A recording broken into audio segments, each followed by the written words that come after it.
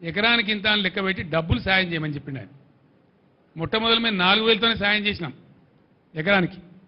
తర్వాత మళ్ళీ లెక్కలను వేసుకొని 5,000 చేసినాం. సంవత్సరానికి ఎకరానికి 10,000 చేసినాం. ఒక 10,000 రూపాయల రైతు బంధు వస్తే మంచి టైంకి వేద్దాం, మేము అదును మీద వేద్దాము. వాళ్ళు అప్పులు తీసుకునే పరిస్థితి ఉండకపోతుండే. కానీ ఇలా చాలామంది రైతులు చక్రవడ్డీలకు అప్పులు తీసుకున్నారు మీ తెలివి తక్కువతనం వల్ల, మీరు డబ్బులు వేయకపోవడం వల్ల. మేము జమ చేసిన 7,000 కోట్లు మీరు కాంట్రాక్టర్లకు బిల్లులు చెల్లించి మీ తాబేదారులకు రైతుల నోట్లో మట్టి కొట్టిరు కాబట్టి, మీరు టైంకి వేయలేదు కాబట్టి ఇలా వడ్డీలు తెచ్చుకున్నారు. మళ్ళీ ప్రైవేట్ బ్యాంకుల ప్రైవేట్ దగ్గర పోయి వడ్డీలు తెచ్చుకున్నారు. ఇలా వాళ్ళు మునిగిపోయినారు, ఘోరంగా మునిగిపోయినారు, వాళ్ళ పంటలు పోయినాయి. దీనికి ఎవడు జిమ్మదారి ఎవడు అంటే, నేను ఒకటే మాట మీకు మనవి చేస్తా ఉన్నా. విలేకరు మిత్రులు దయచేసి there is no confusion, I'm straight. Kaleshwaram, అసలు కాళేశ్వరం గురించి ఆ ప్రాజెక్టు గురించి వీళ్ళకు తోక తెలియదు, నా తొండం తెలియదు.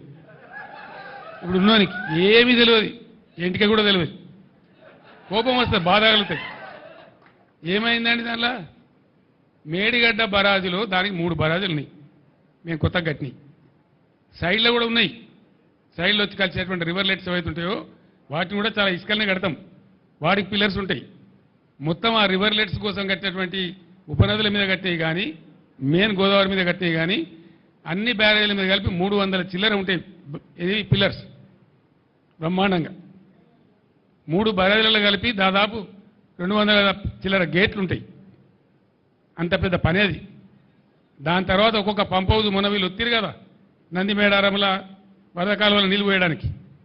కాళేశ్వరం అయిపోయింది, మరి ఆ పంప్ ఎందుకు వచ్చినావు? మరి నేను అడుగుతా ఉన్నా, ఎట్లా వచ్చినాయి నీళ్ళు? మరి ఎందుకో వచ్చే కాళేశ్వరం లేనిదే వచ్చినాయా? మేమేం చేసినాం? మీలాగా లత్కోర్ పని చేయలే. మేము కడుతుంటే కాళేశ్వరం ప్రాజెక్టు కడతా ఉంటే 2 బ్యారేజీలు తెలంగాణ కాంగ్రెస్ నాయకుల యొక్క అసమర్థత వల్ల సమైక్య పాలకులు పెండింగ్లో పెట్టిన దశాబ్దాల తరబడి. ఇవి ఇక్కడ మిడ్ మానేర్ ప్రాజెక్టు అసంపూర్తిగా పెట్టిండ్రు, అక్కడ ఎల్లంపల్లి బారాజ్ అసంపూర్తిగా పెట్టిండ్రు. వాటిని మేము అగమేఘాల మీద కంప్లీట్ చేస్తూ ఉన్నాం.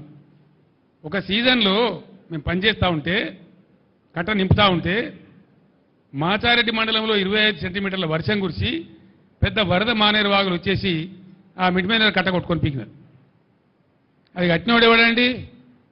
ఇవాళ అడ్డం పొడవు మాట్లాడే కోమటిరెడ్డి వెంకటరెడ్డి మంత్రి, ఇవాళ మంత్రి.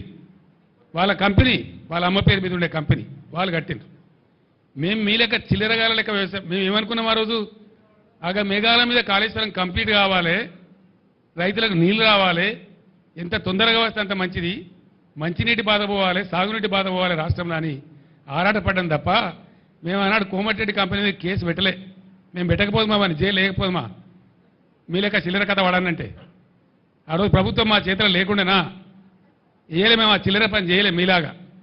సరే సరే దరిద్రుడు పోలేని చెప్పి కట్టినాం, ప్రాజెక్టు నింపి నిలబెట్టినాం, నిండా నింపి గంగమ్మలాగా తయారు చేసినాం.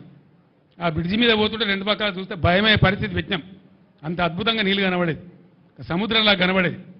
దాన్ని మీరు ఇలా ఎడారి చేసినారు, నాశనం చేసినారు మీ తెలివి తక్కువతనం వల్ల, మీ అసమర్థత వల్ల. యాక్చువల్ ఫ్యాక్ట్ ఏంటండి రాహుల్ గారు? ఫ్యాక్ట్ ఈజ్ ఆనెస్ట్లీ టెలింగ్, గోదావరిలో వచ్చే వరద మామూలుగా ఉండదండి. ద ఫ్యాక్ట్ ఈజ్ దిస్, గోదావరిలో పైనుంచి నీళ్లు తక్కువ, కింద నీళ్లు తక్కువ. గోదావరిలో నీళ్లు వచ్చేదే, నీళ్లు దొరికేదే ప్రాణహిత, ఇంకొక నీళ్లు లేవు. ఆ ప్రాణహిత దాటినాకనే కట్టాల. దానికోసం ఒక 6 నెలలు తపస్సు చేసినట్టు చేసి ఆ మేడిగడ్డను కనిపెట్టుకున్నాం. మేము కేంద్ర ప్రభుత్వ సంస్థ వ్యాప్కోస్ లైడార్ సర్వే కావాలంటే లైడార్ సర్వే కూడా చేసినాం. దాని డిజైన్ ఏంది అసలు వీళ్ళకి తెలుసా? వీళ్ళకి డిజైన్ గురించి అవగాహన ఉందా?